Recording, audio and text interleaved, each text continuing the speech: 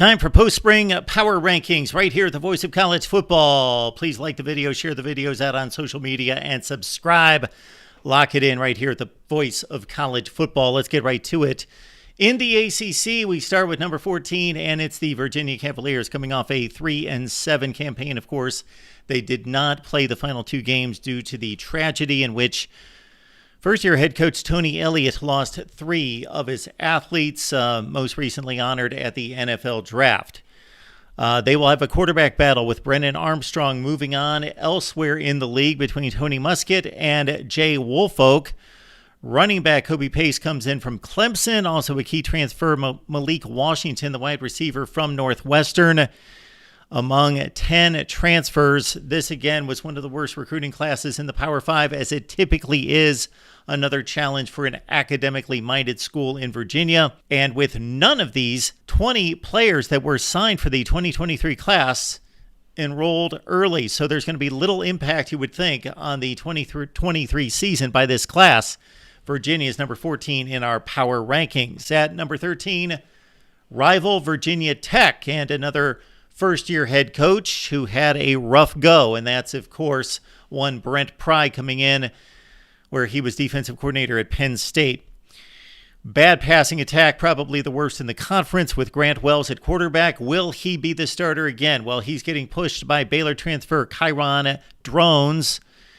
This recruiting class was not good either, but they brought in 9 transfers, nobody really of note. And again, need to throw the ball better. This is the worst Virginia Tech roster since early in Frank Beamer's stay in Blacksburg. At number 12 in the ACC, we go to the furthest northern point in the conference and to Jeff Hafley's Boston College Eagles, coming off a disastrous 3-9 campaign. Hafley performed well in his first 2 seasons after moving in from Ohio State, and of course a lot of excitement surrounding his hire. He looks to be one of the bright young minds in the game, but he's going to have to rebound, and they've got to play much better football. Of course, Phil Jurkovec, 2 or 3 year starting quarterback, moves on elsewhere in the conference. We'll talk about him later. Emmett Morehead had to fill in against North Carolina State, and that was Boston College, and Emmett Morehead's big breakthrough as a big underdog on the road. Morehead threw for 330 yards against the Wolfpack and 3 touchdowns in pulling off that upset. BC brings in 9 transfers. BC at number 12 in our ACC power rankings. At number 11, we go to another first-year head coach from 2022, and that would be Brent Key, and he didn't even get to start the season, took over for Jeff Collins, and instantly the Jackets were better, were performing well, and winning games against the likes of Duke, Pitt, and other schools like that. Georgia Tech performing much better under Key with 4 wins in 8 games. They finished at 5-7. They do lose their dual-threat quarterback Jeff Sims to Nebraska through the transfer portal. They picked up Texas A&M quarterback Haynes King, 7 touchdowns, 6 interceptions. He won the quarterback battle at A&M a year ago against a very talented room, which include Connor Wiegman and Zach Calzada. But his play was, again, inconsistent, 7 touchdowns and 6 picks. 12 total transfers for this Georgia Tech team, including former Alabama wide receiver Christian Leary and also former Texas A&M wide receiver Chase Lane, who made some plays a few years ago for the Aggies. At number 11, it's Georgia Tech. Moving on in our power rankings, we go to Wake Forest. And, of course, the Demon Deacons under Dave Clawson have typically been much higher in the last 4 or 5 years in the power rankings because they've been one darn good football team. Dave Clawson's amazing, but they lose one of the best quarterbacks in the country, Sam Hartman, throwing for between 35 and 45 touchdowns the past 3 seasons. He's gone.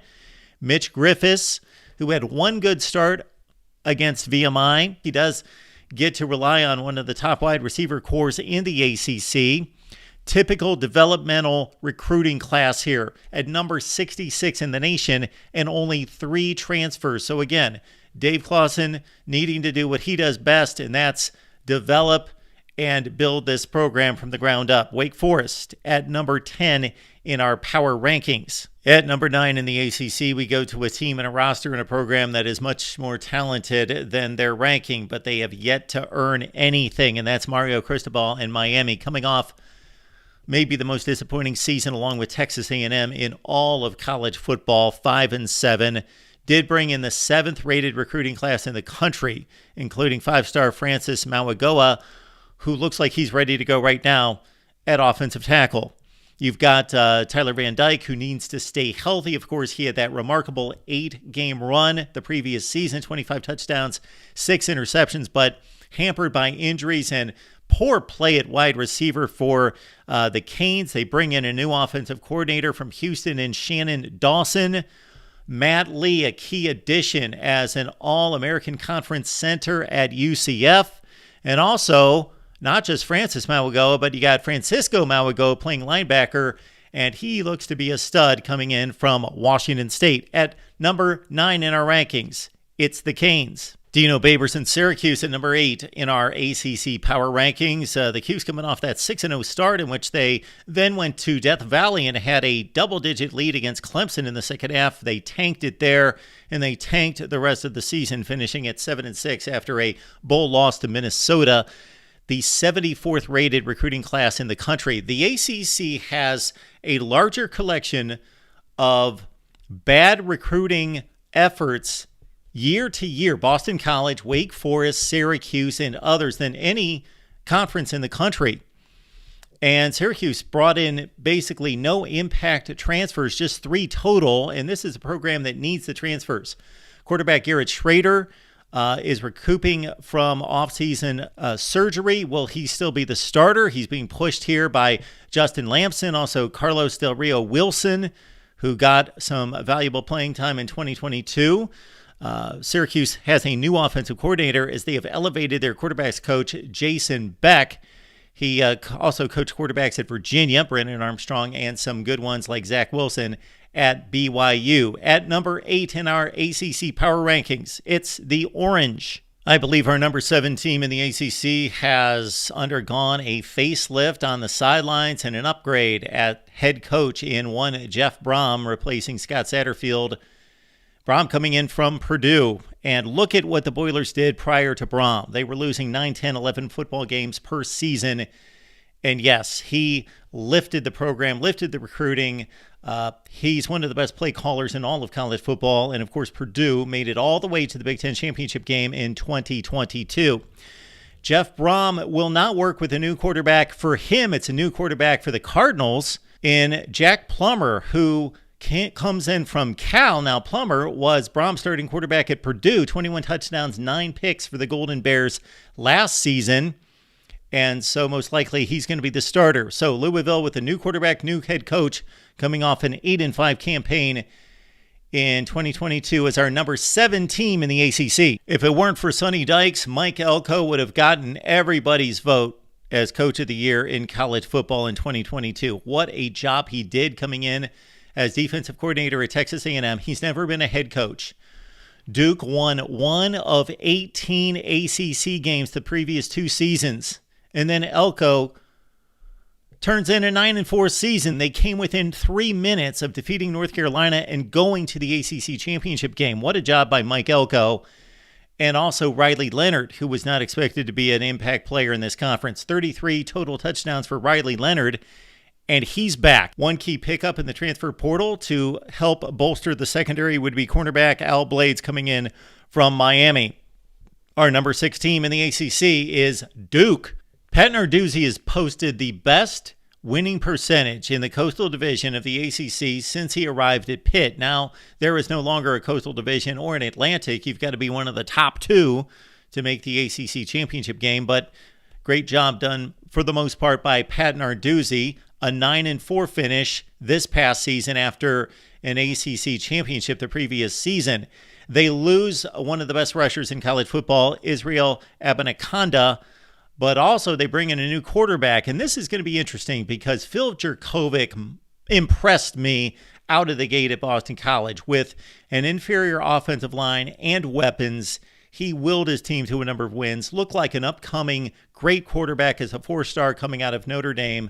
But ran into injuries the last 2 seasons. Now he gets a fresh start at Pitt under Narduzzi that's always going to field a defensive line that has been top 3 in the nation in sacks 5 consecutive seasons.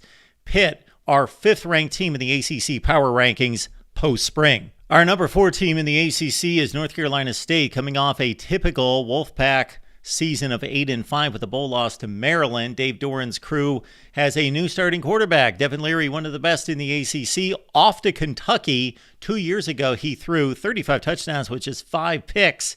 That was the same season Brennan Armstrong led all of college football in passing yardage per game. And guess who the Wolfpack's new starting quarterback is? Brennan Armstrong from Virginia, who had one of the biggest free falls you could ever imagine a quarterback to have. 31 touchdowns, 10 picks, and like we said, the number 1 passing yardage leader in all of college football 2 years ago, to a paltry 7 touchdowns and 12 picks, and just a disastrous showing with Tony Elliott at Virginia. So if Brennan Armstrong can come back to his pre-22 form, then NC State could have something going. But Armstrong will not definitely be the starter, especially if he doesn't improve. MJ Morris and Ben Philly both got valuable playing time in 2022. And we've got a new offensive coordinator in Rick Anay from Syracuse to take over the Wolfpack offense.